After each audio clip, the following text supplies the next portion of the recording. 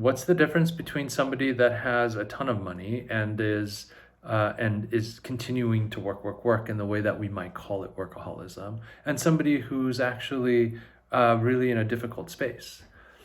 I'm not so sure if we can call it that, right? So we are supposed to respond to crises. That's appropriate behavior, right? An analogy that I use is, if kids, when they're growing up, when they're 3 years old, right, 2.5, 3.5, and they've just learned to run, and they're super funny, and they're running around, but they can't. Let's just imagine you're in the front yard or in the front porch or something like that, and you're just kind of out there and having a conversation with the neighbor, and the kids are playing. And you look up and you see a 3-year-old running out in the middle of the street.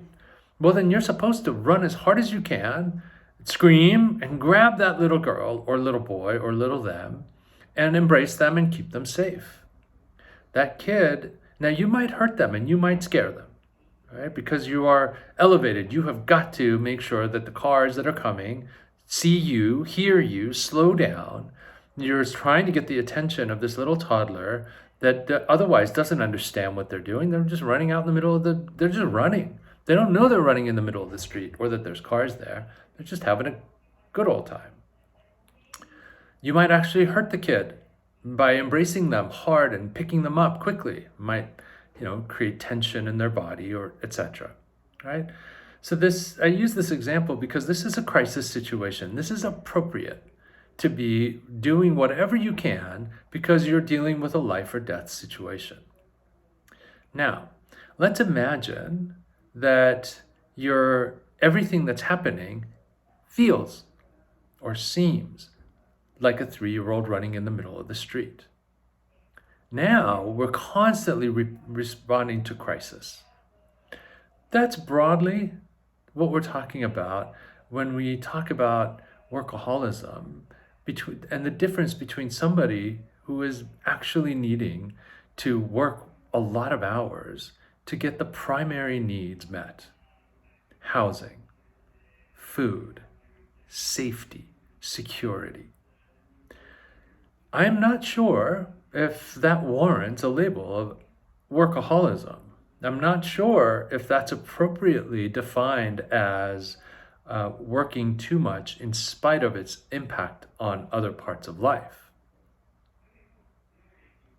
It's when there is no pending threat to safety, but there's an imagined threat. The kid is running in the middle of the street all the time, never ending. Now we're actually talking about an internalized experience of the world as a hostile place, as a world as a dangerous place. And so we are responding to the world as though we are trying to save ourselves as a 3-year-old running out in the middle of the street. It's not child abuse to scream at a kid that's about to get hit by a car in service of trying to stop the car from hitting them. It's not child abuse to yank their arm and maybe strain it, maybe even break it, because we're trying to keep them from being hit by a car. I'm not saying to yell at kids. This is a world we live in. I'm not telling you to break a kid's arm. No, don't do that. Do it as gently as possible. But there are circumstances that warrant a significant response.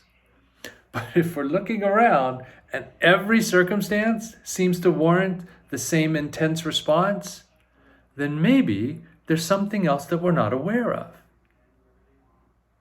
And if we get beyond the criticism that we're doing this because of all that's wrong with us, what we can actually do is to get into the inquiry of, all right, well, what is it? I can't tell you how many folks, very affluent folks that I've worked with, that part of the reason that they're so successful is because they have this experience of the world as hostile, and they are gathering as much money as they can to stay safe. And in that process, they're angry, scared. It's only when the world becomes less hostile that we can slow down. Interestingly, in most of the cases, they actually end up able to make just as much, if not more money. They're just not as, they're not having to burn down everything else around them in service of pursuing safety.